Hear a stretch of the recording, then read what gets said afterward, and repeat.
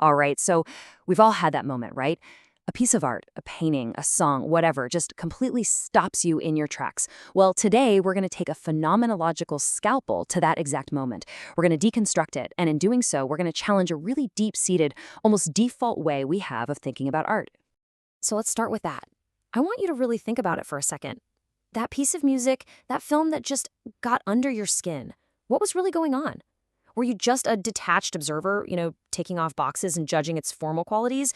Or was it something else? Something much deeper, much more involved? That's what we're going to investigate.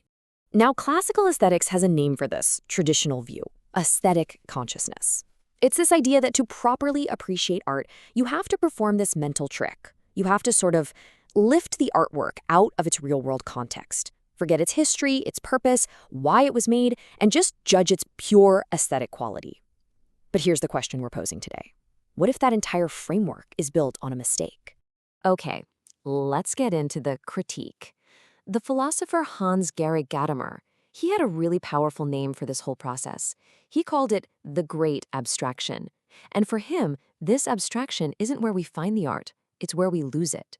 So what Gadamer is getting at here is that this pure aesthetic experience, it doesn't just happen. It's not a natural state. It's a highly artificial intellectual act. We are deliberately stripping the artwork of the very world that gave it life and meaning in the first place. And he argues this just isn't how art is meant to meet us in the world. He calls this specific process aesthetic differentiation, and look at what it demands of us. First, disregard the work's context. Then, ignore its purpose and its content. And only then can you judge it on this abstract thing called aesthetic quality. What this creates, Gadamer says, is a kind of cultivated alienation. We've been trained to see things aesthetically in a way that actually makes us miss the entire point of the encounter. So if Gadamer is tearing down this old model, what does he build in its place? Well, to get there, we have to understand a really crucial distinction he makes, and it all hinges on two different German words for experience. This is the key that unlocks his entire approach. Okay, first up, we have Erlebnis. You can think of this as a subjective, isolated, lived moment. It's an experience you have, almost like a little possession, a souvenir for your consciousness that's completely detached from the ongoing flow of your life. It's a self-contained bubble of feeling. But then there's Erfahrung, and this is a whole different beast. And Erfahrung is an experience you undergo. See the difference? It's not something you own or possess. It's something that happens to you. It's a process you go through that integrates into your life, challenges your assumptions, expands your horizons, and ultimately it actually changes you. You're not the same on the other side of an Erfahrung.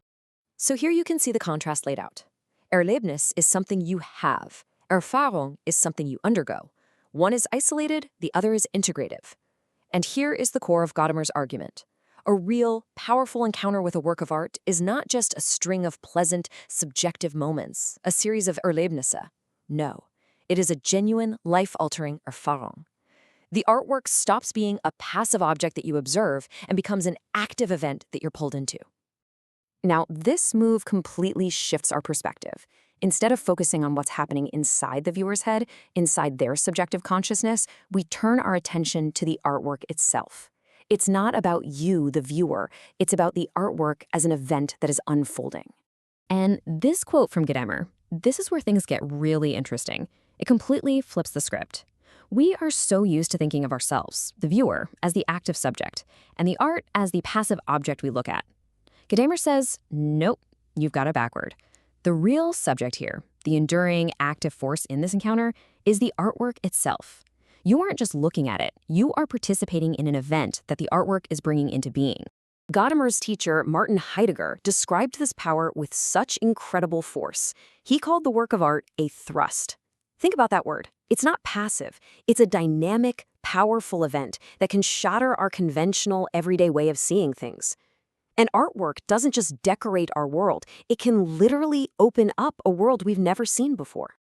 Okay, so if art isn't just about experiencing some abstract beauty, then what is it for? What's the real point?